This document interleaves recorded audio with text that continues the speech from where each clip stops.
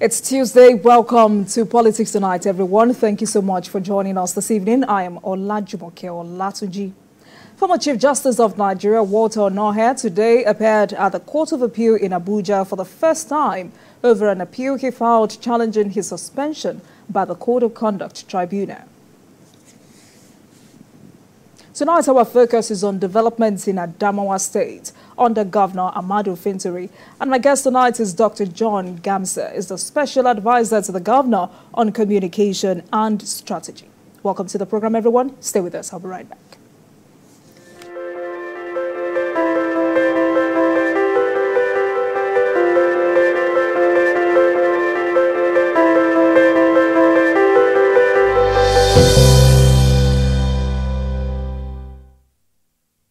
Welcome back, everyone. It's a 30-minute conversation tonight, so let's get straight into it.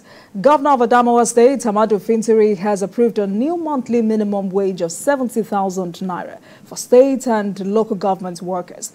Governor Fintiri has accepted the 70,000 naira new minimum wage even before the release of the table from the National Salaries, Wages and Income Commission.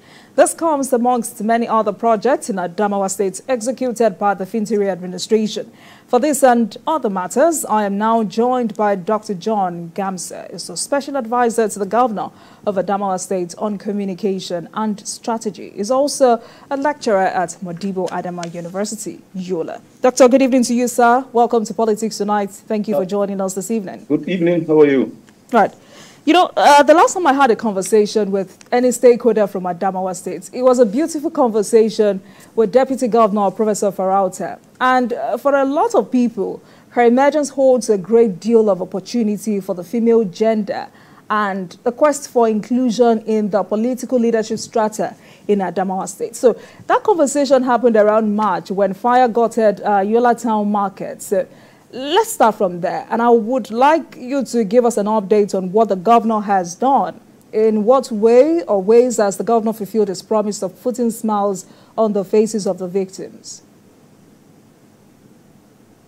Well, thank you. I'm really not getting you quite well, but I understand what you're talking about is about what my governor did since March when he interacted with the deputy governor, Galita Farauta. And I'm sure she did give you an update, you know, on the state of difficulties we had there. Then there was the fire incidents, which the government intervened. But I think that's not where it is presently. What we're trying to emphasize is the basic fact of what the government has been able to do, that is trying to put a number of things right. And if we take its talk, you will notice that at the level of infrastructure development, you know, quite a lot has happened, and he's been able to commission and to do a lot, given to the fact that his projects are far-reaching. In the urban areas, at least, we are celebrating the fact that our environment is the hottest developing spot, at least in Nigeria. Now, given the places that he has commissioned, particularly routes, you know, the super highway connecting Yola and Jamaica through the army barracks, and then there is another one which is a bypass going out from the barrack route through Malkoi and then linking, you know, the continental route there to Numan route and moving on. So we've had a lot of such, you know, coming in and excitingly happening in our own small space. Now that is not just the issue. You know, the most important aspect is what he's been able to do most recently in respect to human capital development, where, you know, just a few days ago, you know, he launched the Fintiri wallet, you know, empowering women, you know, almost 50,000 of them with 50,000 naira, you know, and reaching nothing less than 4,000 households. And that in itself is quite good enough. You know, in addition to it, there's something which he did, which is fantastic, that we are celebrating presently. That is commissioning about 31 buses, 21 to the 21 local governments, and the tertiary institutions and school buses all over, at least to make up the general expectation and the challenges that school children are facing while going to school. You will notice that some of our urban areas are not connected to the rural, and that some less villages, you know, to where they're bigger, will have to connect somewhere, and the young men will have to be trekking some kilometers before reaching there. That is being done, with that logistic support, and the buses are quite flashy, and the town is getting on. So in addition to all that, there's something also that he's putting up, which is ahead of what is required of us. That is to show Adamawa State as one of the fastest growing environments, as far as the Northeast Zone is concerned.